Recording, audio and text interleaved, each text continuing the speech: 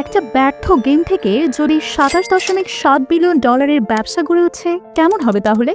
ভাবতে পারছেন? আপনি একটা গেম বানাতে গিয়ে হঠাৎ এমন কিছু তৈরি করে ফেললেন যা পুরো কর্মক্ষেত্রের যোগাযোগ ব্যবস্থাকেই বদলে দিল।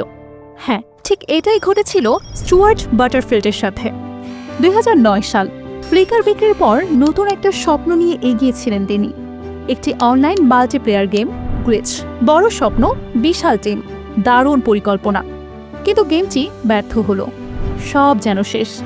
কিন্তু আসলে শেষ নয়, বরং এখান থেকেই এক নতুন শুরু।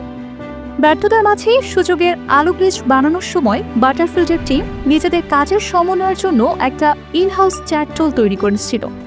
গেম ব্যর্থ হলেও তারা বুঝতে পারলেন তাদের তৈরি অভ্যন্তরীণ যোগাযোগ মাধ্যমটাই হতে পারে পরবর্তীতে বড় উদ্ভাবন।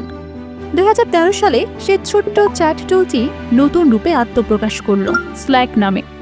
উদ্দেশ্য কর্মক্ষেত্রে যোগাযোগকে এতটা সহজ, মসৃণ আর কার্যকর করা যেন কাজ করা সত্যি উপভোগ্য হয়ে উঠছে। ২৪ ঘন্টায় ৮,০০০ কোম্পানির আগ্রহ। স্ল্যাক লঞ্চ হওয়ার পর যা ঘটল তা ছিল একেবারে বিস্ময়কর। মাত্র একদিনের মধ্যেই ৮,০০০ কোম্পানি এতে যোগ দেওয়ার জন্য রেজিস্ট্রেশন করল।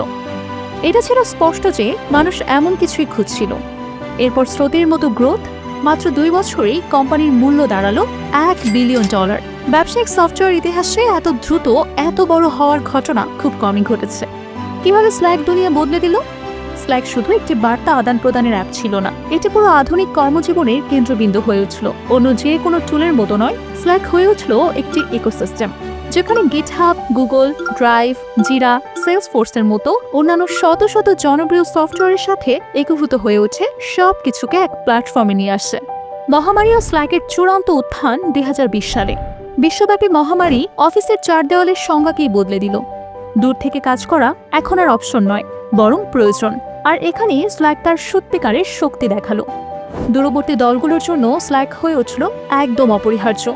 তখনই সফটওয়্যার জায়ান্ট সেলসফোর্স বুঝতে পারল স্ল্যাক হচ্ছে পরবর্তী বড় জিনিস। ফলাফল, ২০২০ সালের ডিসেম্বরে সেলসফোর্স $২৭.৭ বিলিয়ন স্ল্যাককে কিনে নিল। সফটওয়্যার ইতিহাসের অন্যতম বড় অধিগ্রহণ এটি। একটি ব্যর্থতা থেকে বিশ্বজয়। স্টুয়ার্ট বাটারফিল্ডের গল্প আমাদের এটাই শেখায়, সাফল্য মানে শুধু পরিকল্পনা নয়, বরং ব্যর্থতার মধ্যেই নতুন সম্ভাবনা খুঁজে বের করা। একটা গেম বানাতে গিয়ে শুরু হয়েছিল যার যাত্রা, কিন্তু শেষ হলো এক বৈপ্লবিক যোগাযোগ প্ল্যাটফর্ম তৈরি করার মাধ্যমে, যা আজ পুরো বিশ্ব জুড়ে লক্ষ লক্ষ মানুষ ব্যবহার করছে। তাহলে বলুন তো, আপনার ব্যর্থতার মাঝেও কি লুকিয়ে আছে পরবর্তীতে কোনো বড় সাফল্যের বীজ?